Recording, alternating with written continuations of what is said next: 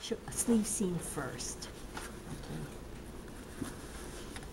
And also be careful, you know, there's notches for the hem allowances, so, and then if you're using the baby patterns or something, it might be slightly different, but you know, these are like 1 inch Are you hem starting allowance. from the bottom? Yes, I started from the bottom.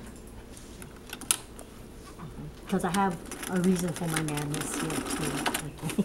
All right. This is a 5/8. 5/8 also. And you know, if the hem angles out, then take the angle 5/8. You know, don't just straighten it out, because sometimes you don't realize there's might be a flare down there, and so the circumferences are, you know, different.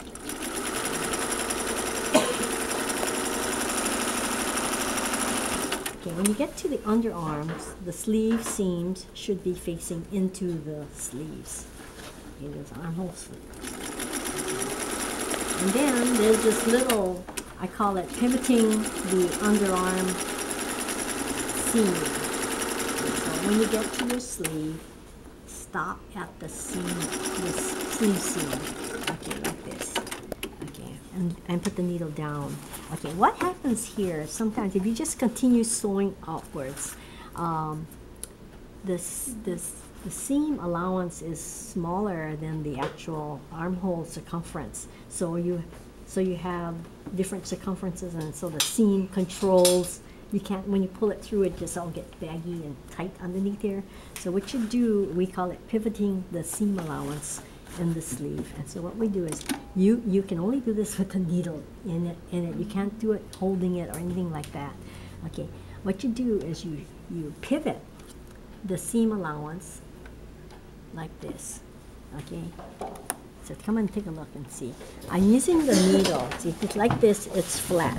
Okay, and you're gonna have a tight circumference. Okay, so now what I'm doing is I pick up this corner and I line it up with the needle. Okay, I still have a straight flat surface to sew on, but you notice I've added about that much more sleeve circumference into the sleeve. So that's a lot more seam allowance that won't pull.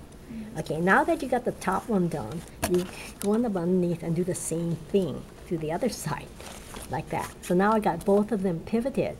Okay, and then I put the thing down and sew across, and still keeping 5/8. But I've added at least an extra inch or even more, it's called seam allowance, into the armhole. And so when you turn the garment out, you won't have it kind of, you know, pulling on you. Now, I would say the only time it doesn't work too well is on the baby pattern, because the armhole is so small.